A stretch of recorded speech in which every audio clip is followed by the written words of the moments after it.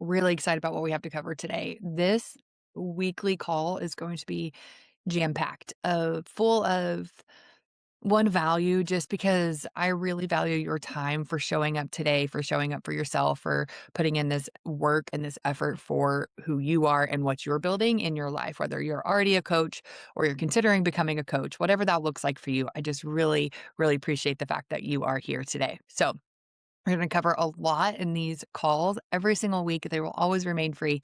And I will send out a replay for this one. But after today, no more replays. You'll need to attend live, and that's where you can ask those questions. Or you can just catch pieces of it on YouTube and things like that. So as we go through this, if you have questions, you should be able to drop it into the Q&A. So you can ask me questions along the way, of course. And let me get that pulled up so I can make sure I can see it when you guys do have questions.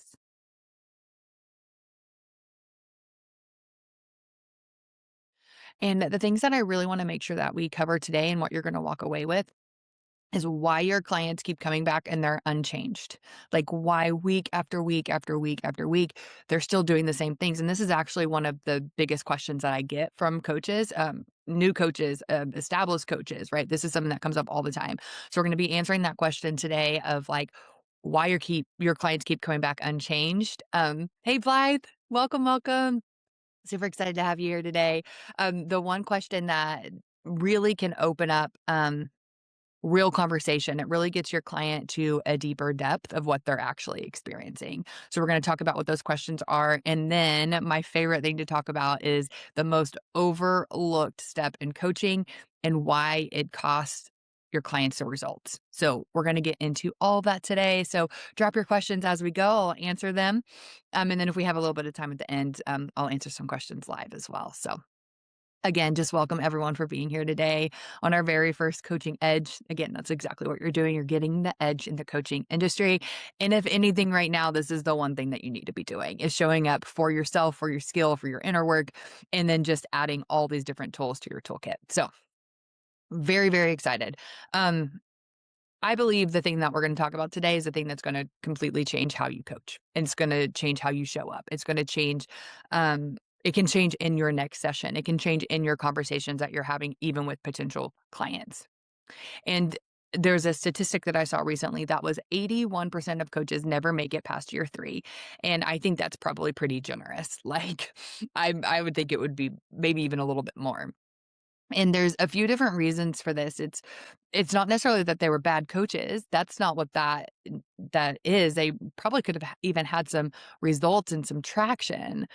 It's truly because there's certain things that it just doesn't land, and there are things that nobody taught them about the coaching or about coaching, about transformation and about what's required. So a lot of times you're just spinning your wheels, and most people that come into the coaching industry are really passionate. Like they're very, very passionate about, like, drop in the comments, like if you have a high level of passion for this business, for helping people, for creating that space for transformation. Like, what does that actually look like for you? Do you have that? Do you experience that? Is that what drives you? Is that why you're here today? Because you want to learn, you want to get better, you want to develop more skill. So those coaches, that 81% of coaches don't make it past year 3, it's not because they didn't have the passion. It's because they didn't have the skill that's required to get them to where they wanted to go and to sustain what they're actually building and sustain those moments of transformation. Because the coaching industry itself is producing certified coaches at our absolute record speed. If you continue to look at statistics, and if you dig into what's happening in the coaching industry right now, it is nonstop. More and more and more and more and more people are becoming coaches. You probably know multiple coaches in your life. There's weekend certifications, there's online. You can just say you're a coach. You don't even have to go through a certification. Um, and then you can just send out your link to book a call with you, and you can immediately start charging $500. And it's really creating a trust recession in our industry. And it's real. And in my opinion, it's deserved, right? We should lack trust in this industry for a very good reason, because of what's happening, right? So clients are really starting to feel that.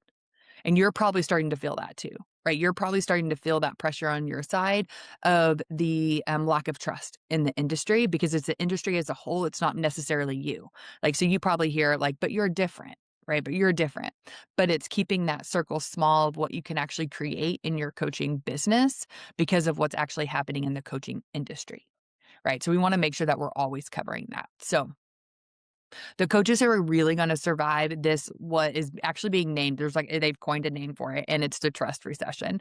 The coaches that will actually survive this are going to be the ones that actually have the skill to create real change in their sessions. Not just hype, not just hold space, not just ask good questions. They actually move people from where they're at to an actual different shift in their life and their experience, and it lasts, right? It's not about insight because if you've been coaching for a while, you know that you can create insight. Insight means nothing. Awareness means nothing. You can be on a call with a client and they get that light bulb moment and they're like, oh my gosh, this is so amazing. And they show up the next week and nothing's changed. That's the big thing we're going to talk about today. So when you do that differently and when your client doesn't just have the awareness moment and they start to integrate it into their life and things start to change along the way, that's when clients will refer. That's when clients will resign. That's when they never stop talking about you and they want other people to experience you and they share that, right? That's what we're building here every single Wednesday. So we're going to be talking about industry trends, things that work, things that don't, and we're going to be talking about skill. So there's going to be a balance of that. And then you're always going to have, there's usually almost always going to have a space for you to ask questions live on the call as well. You, again, if you're just now jumping on, you can drop those questions in the Q&A and I'll answer them as we go, or I'll save that for the end as well. So let's go back to what we're really talking about today. And that is the core moment where your client has that insight we were just talking about, right? They leave fired up, they leave motivated. And then next week, they're coming back and they're spinning in the same thing. And like I said earlier, I get this question a lot. I get this question of how do I change this? What do I do differently in my call so my client is experiencing something different? So, um, you've probably questioned, like, you probably asked yourself that same question. What do I do differently with this specific client? Right? They keep saying they want to change, but they keep showing up doing the same things. They keep repeating the same patterns. They're not, they say they're going to move their business forward and they're not. They want to make the changes in their health and they're not. There's all these different things that are wrapped up into it. And so you start questioning yourself. You start questioning if you're able to do this, whether you're actually helping, or you start blaming the client because the client's just not fully committed, right? They're the ones that aren't doing the things in between the calls, so it must be their fault, right? So you have this inner dialogue of like what's actually happening, and none of those things are what's happening, right? That's not what, it's not you, it's not them not being fully committed, right? It's a little bit you because we're going to talk about what you can do differently, right? But this is a really important aspect that gets overlooked all the time. And if you've ever heard me talk, especially about coaching, then you know what I'm about to say, and it's the payoff, right? Your client is still getting the payoff from staying exactly the same. They want to change. They believe they will change. They're, but they're not. They're leaning so hard. They envision this, their future, their future self, they envision that. They can feel it, they can experience it, they can, even when they, it probably even makes them like tear up in their session. Like when they, it's like such a deep longing that they have to experience that version of themselves. And then they go through their week and they just keep repeating the same things. And then it's like, why? And then they have to deal with the shame from that because they told you they were going to change. They told you they were going to do something differently. And then there they are over and over and over. That's the subconscious part of our brain that gains something from that behavior. It gains something from that action. It gains something from staying exactly where they are.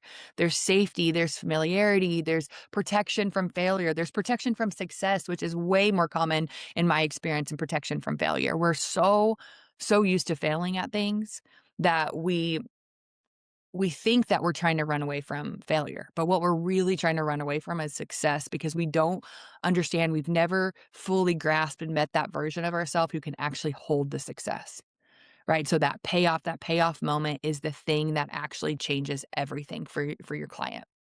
And so when you don't understand that and you don't find that in that call and you don't work on that, um, it means that your client's gonna keep repeating the same thing 'cause they don't consciously know what they're gaining from it, right? There's a subconscious pattern, there's a subconscious block that is happening. And then they end up making the conscious choice to do the thing, right? So then they make the conscious choice to not actually show up and, show up live on their call, or they make the conscious choice to change their offer for the 50th time. And that's ran by the subconscious payoff. Right, and this is where we can't let our clients off the hook, and I just read it's crazy, I just read a study last week about, science is finally catching up to, what I've been doing for years, and that's where, what we think is our subconscious behavior. So the entire coaching industry is ran off of, a habit loop, right? So if we can just change the habit, then we can change the behavior, and I've always thought that was bullshit. And science is finally catching up to that. It's saying that it's actually a conscious action. So you're actually choosing to take that action. But why are you choosing that? Well, you're choosing it because there's an unconscious payoff, because you're getting something in return. And so it doesn't matter if you slap the mantra on your mirror and you say, "This is who I am now. This is what I'm becoming. This is what I commit to." Because if you're operating out of an unconscious payoff, you're going to make the conscious choice to destroy it. Hope you guys are tracking with that. Right? So that's why the payoff is so important, because unless you know it, you don't really know how to make a different choice, right? Because you don't know what you're actually protecting to begin with. And so when we talk about that payoff, if your client keeps experiencing it, they're not putting themselves out there. It means when they don't do that, it means that they never have to be rejected. It means they never have to be fully seen. It means that they never have to actually own what they're capable of. It means they don't have to be responsible for what happens next. Right? That's really important, is the high level of responsibility that comes with this. So that breakthrough is real. That breakthrough that you have in these calls, it really is real. That desire is real. And the payoff of staying safe is also real. Right? And more times than not, it outweighs the desire and the belief in self to do something differently. So both of those things can be true at the same time. And until you address both of them, you're going to keep spinning. You're going to stay in that exact same cycle.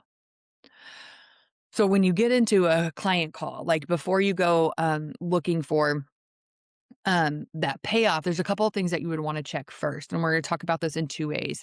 Um, and first, it's there's a couple of questions that you can ask. So guys can write this down. So what makes this client so uncomfortable or worried about actually changing? It's a really simple question. It's a really great entry point to say, like, what makes you uncomfortable about not doing this behavior anymore? Who would you be if you didn't show up this way? Who would you be if you actually attained or hit the goal that you wanted? And what will happen is your client will oftentimes romanticize that, and they'll be like, well, I'll be this or I'll be that. And it's like, no, that's not it. Because if that was 100% true, then you would be doing it. You would definitely be doing it, right? So ask those questions, push towards that. Like, what makes them uncomfortable and what are they worried about changing? Get very, very specific. If you stay generic in this area, then they're not going to change, right? Because they're going to stay in their comfortability of what they think it is. Right. So there's going to be multiple layers to this payoff. And this is exactly what I teach in my certification program, because there's multiple layers, right? But if you can feel that when you get there. So keep pushing into that. Keep pushing into what that actually looks like until you get to the specific thing, right? Is it the visibility? Is it the responsibility that we talked about earlier? Is it losing relationships? Right? Is it losing what the connection that they think that they have? Is it losing an identity? It's almost always tied to a version of an identity that they have, a belief that they have, and that belief structure created the identity piece, right?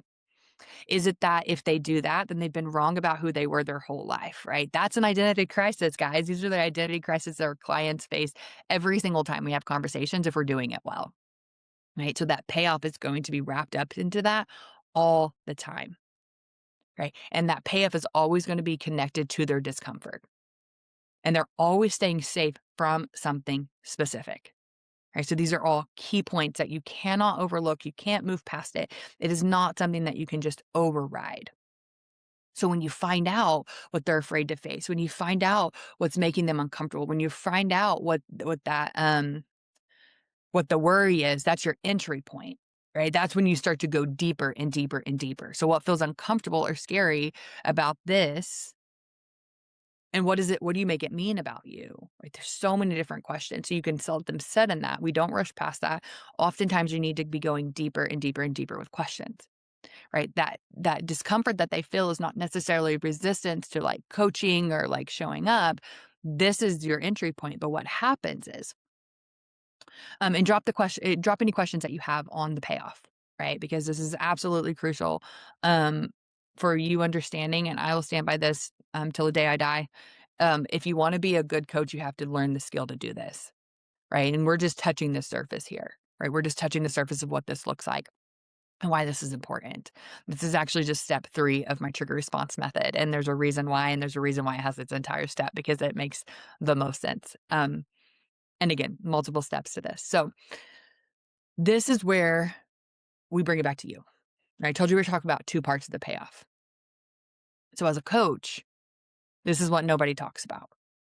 The reason why most coaches like don't catch this or they don't follow the thread and they don't go further into the entry point is because they're caught in something themselves, right? They haven't caught their own payoff. They're uncomfortable, right? So you as a coach, you have to ask yourself, where am I showing up? And I'm not, and I'm limiting myself. Right? So you soften your voice, you soften your challenge, you soften your questions when a client pushes back, right? If you start to feel the discomfort of a client, you start to be like, no, no, thank you. Like it makes you uncomfortable. Right. So then you avoid the hard question. You soften, you over validate. My gosh, if I was to say one other thing that makes coaching ineffective, it's over validation. It is just telling your client how great they are all the time. Now, that makes some people really irritated because they're like, "But I like people to feel good." Great, that's wonderful, but you can't over validate somebody's experience because it keeps them stuck in cycles. So you have to be willing to set in the discomfort of somebody else's discomfort to be able to fully step into that high level change. Right, that high level, and I don't mean that you can't be happy, I don't mean that you can't celebrate the client. I'm saying there has to be a level of balance with it, right? Because if that client is too comfortable in their choices and you're not willing to go deeper, you're not creating the space for real transformation, and I see this over and over and over and over again. So I listened to a lot of coaching calls, and I was, listening to a group of coaching calls. And it was just the same thing over and over. The client would say something like they wanted something, and there were so many entry points. There were so many contradictions. There were so many places where it was like, but do you really want it? Because you're saying you want it, but all of your actions and your behaviors are saying something different. And even just like the language and the words and then they started the coach, instead of just going into it, the coach just normalized it. Like it was totally fine. And there's certain things that we do need to normalize as coaches, but none of these moments were things to normalize. It was like you need to set in the discomfort of what you're saying so you can get to where you want to go.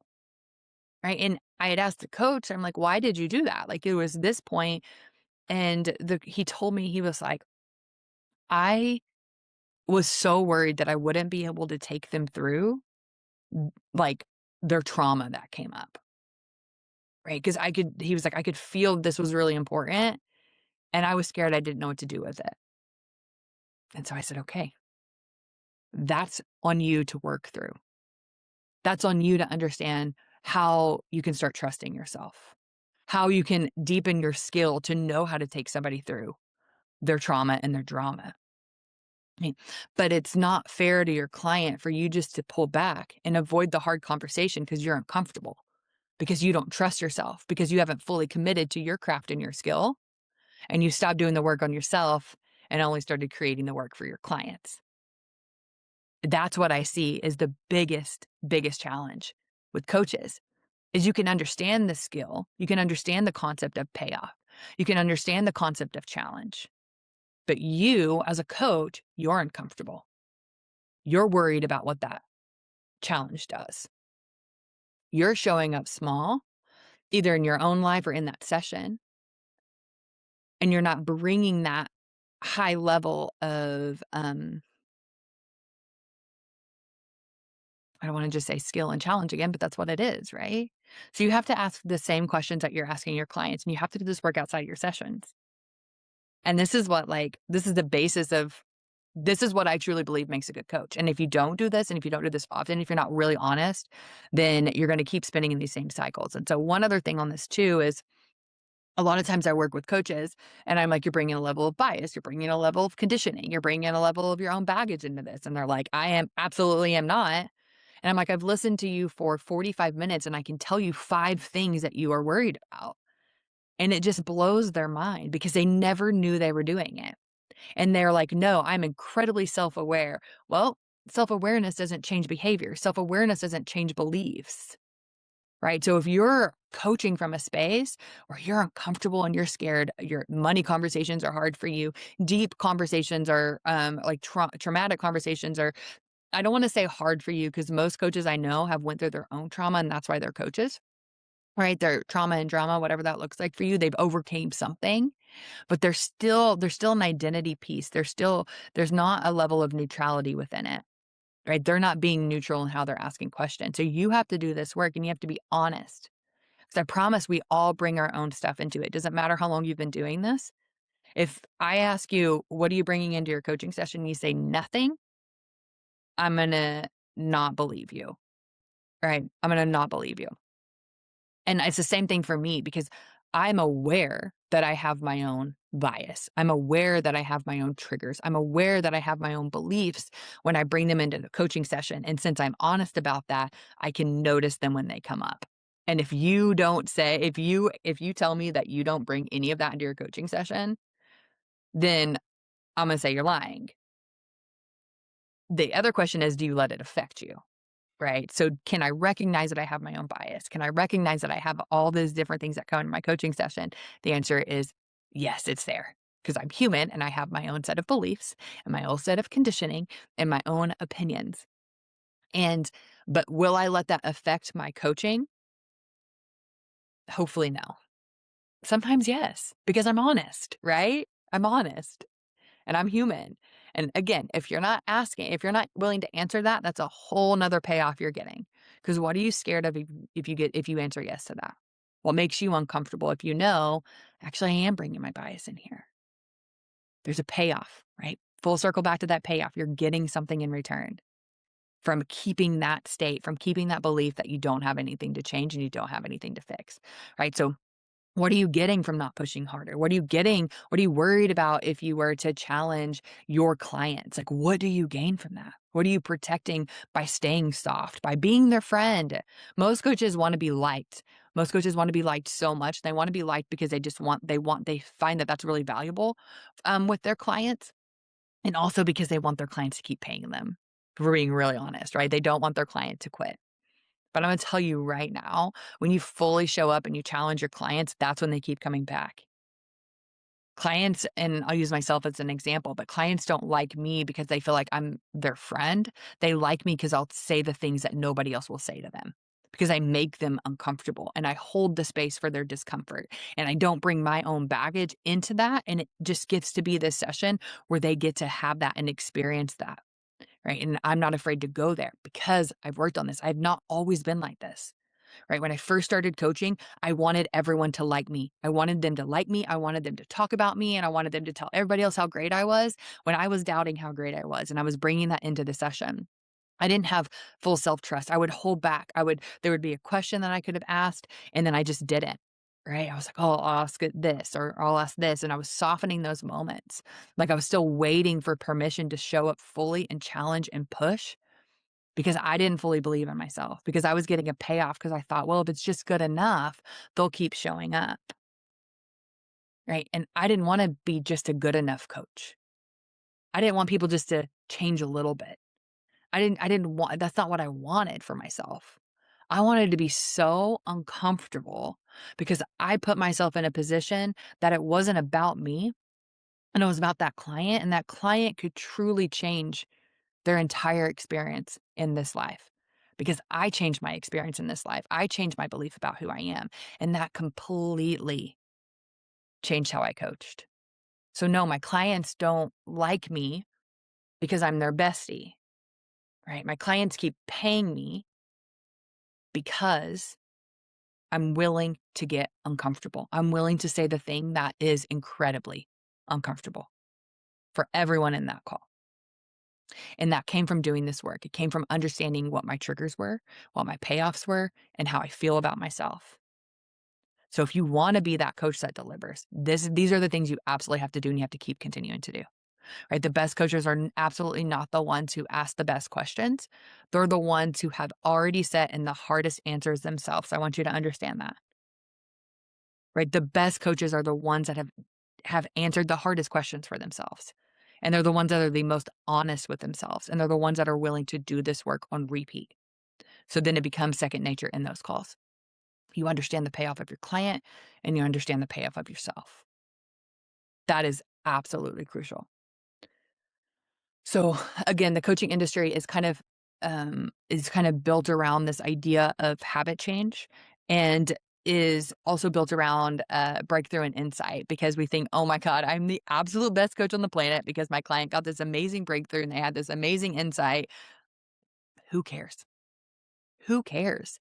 Because if your client's not gonna do anything with that insight and they're not gonna do anything with that breakthrough and they still live in the same story and they're still blaming and shaming themselves and others, and they still live in this state of, like, suffering and overthinking and perfectionism, and they're not showing up fully and they're hitting their ceiling all the time, who cares how aware they are? That awareness only makes them more frustrated, right? That's what this work does. Your job is to help them see what they get from staying stuck, not why they're stuck. Not where they're stuck. They already know that. That's already an awareness that they likely have. And so that insight just brings a little bit more like it's like freaking adding sprinkles onto an iced cake, right? It just makes it a little bit prettier. But they're already aware of what it is, right? It's to really help them understand why they keep staying stuck and then to make a different choice out of that so they can actually change their life. Right? What's the secondary gain? What is the payoff? Like, what are the different things? There's gonna be layers to the payoff. There's gonna be layers to what this looks like. And so when you find that out, it really is when real change starts to happen. People's lives start to change. Your life starts to change, right? That's when people really start showing up. That's when you feel really good about a call. One thing that I really like to tell the students that I'm training is that like if you can hang up that call and you can be like, I left it all out there. Like there was not a single thing that I could have done or asked differently. Which is not 100% true, there's always different things, but you feel really good and confident. Like, you know you didn't hold yourself back, I'll say that. Like, you know you weren't filtering it for comfort. That's when you can lay your head down and sleep really well at night, right? That I mean, you know that you're showing up to the fullest, and that's really powerful. It's really powerful, but it takes that work, right? When a client comes back unchanged, when a client comes back on repeat, when a client keeps using the same story and they're blaming and they're shaming others and they're not taking full responsibility for their life, you got to get more curious, right? And you also have to help your client understand that this is time for curiosity, not frustration, right? Because frustration is just going to keep them in those cycles as well. So, I'm going to give you guys a couple of questions that you guys can ask your client. So, like, what would you have to give up if this actually changed? Like, what would you have to leave behind? What scares you or what becomes possible that scares you if you actually move forward? Like, if you actually do the thing you say you're gonna do, what scares you? What becomes possible that feels terrifying? Again, don't let them romanticize this because if they were fully bought in and they thought, "Oh my god, this is the best thing that's ever happened to me," they would be doing it. Right? So what are you protecting yourself from? Um, by staying here, by staying in these moments. And um, what feels uncomfortable about this, right? What feels uncomfortable about this moment? What feels uncomfortable about the version of you have to become if you're gonna do things differently, right? Let them set in those answers. You don't have to rush to fix. You don't have to overcoach it, right? I hear clients or coaches, students overcoach all the time, where they ask a question and the client's waiting in it, and then the coach just over rescues, over talks, over explains, really steps into that too much and doesn't give the space for the client to feel the discomfort. Let your client be uncomfortable. Let them be uncomfortable. One of the best things you can do for them. And so everything we've talked about today always leads back to the payoff, whether we're talking about it for the client or we're talking about it for yourself, And that's why that step 3 of that trigger response method exists is because of this right here. And most, just so you know, and most of you, some of you have probably have experienced this, and I know some of you personally, so I know you have, is that most coaching, the training actually stops at the breakthrough. It stops at that insight. It stops at the aha moment. It stops at that emotional release. The trigger response method takes that further because you know that's not the finish line, right? You know that awareness doesn't really mean anything. You know you can do it further. So the step 3 of the trigger response method really addresses that, the subconscious payoff and the specific discomfort by keeping it, right? Keeping that pattern alive. And without it, you're just building on a shaky foundation, right? And you're going to keep spinning and spinning and spinning. Right. So that's a thing. That's a really, really crucial thing. I'll tell you at the end how you can keep learning the TRM if you're interested. But I do want to open up the floor now. If and these are the things, guys, we have allotted for an hour, but if we don't have a lot of questions, and if you guys don't have anything to ask, then we'll wrap up a little bit early. So we're not just going to push it to the hour to push it to the hour. So after I get done with like the teaching and the topic for the day, we'll open it up to questions. And if nobody has questions, and we'll start to wrap it up from there. So, if you have a question, raise your hand and you don't have to come on, video, but you can either ask it just via audio or you can drop the Q&A, in the chat. So we'll wait to see if anyone has a couple of questions. And one of the things that, or another thing I want to point out while we're waiting for some questions, if there are any, for today is that whenever we bring, and this is why I wanted to start this, like, or every single week, I wanted to start with this because it's absolutely so crucial and it doesn't matter how much skill I teach you, right? You can come here every single week and I can teach you so much skill. Like, I mean, and I will every single week. I'm going to teach it all to you. Um, I'm going to help you understand what makes a really good coach. Another couple of some of our other topics will be talking about like AI proofing yourself and different concepts like that of what that looks like in the coaching industry as a whole. So when we talk about those things, but if it does that, none of that matters. Absolutely none of that matters if you're not doing this work, if you're not answering these questions, if you're not doing that deep inner work for yourself. So that's one thing that I really want you to walk away with today and really help you understand is that right there. Um, So does anyone have any questions today? If not, we're just gonna go ahead and start to wrap it up for today.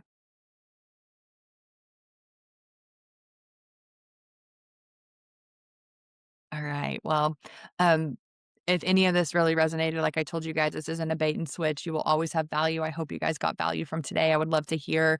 Feel free to like tag me or send me a message about what you took away from today. That's always helpful for me, and I can build training around that too. If you have any specific training topics that you want to hear about, please send those my way because I'll build our trainings around them. Like I said, this will always be of value to you. I'm never just going to have you in here and take your time without giving you something in return. And the other thing is, if you want to keep going deeper into this, you guys know I have a coaching certification. You guys know I teach this in a very deep, deep, deep, deep, deep way. So if you're interested in becoming a trigger response method facilitator, let's chat, right? But that's just something for you to know. If you're also interested in my coaching labs, my AI, let's chat too, right? I can send you all of that. But that's not what this is about. This is just, I really want to bring integrity back to the coaching industry. And it comes with the things we're talking about. It comes with understanding what's happening in the coaching industry and building your skill and also transforming your inner world. So there's all of those things. So if you're interested in learning more, you know where to find me, hit me up. And I would love to hear what your takeaways were from today as well. That's always really helpful to help generate more. Um, yes, Blythe, so good. Self-awareness doesn't change behavior and it never will. And it is one of those crazy things too that's such an insight in itself because we're taught that it does. Like we really are. Like we're taught that awareness is like the end point and it's not. Awareness is the opening. Awareness is literally the starting point because that's where everything starts to happen after that. So I'm so glad that you took that away. I love that. And then guys, this is free. Invite all of your coaches, like invite all of your coaching friends, invite your consultant friends, invite people that you think might want to become a coach. Like there's going to be so much value in here. And a lot of what we talked about today is just things that you need to work on for your own self, your own inner world. So this is a space for everyone. And I just want to continue for that to grow and for that to ripple and just to really add value where I can. So feel free to send the link to anyone you want and have them join us. And I will see all of you next Wednesday for our next coaching edge. Bye, guys.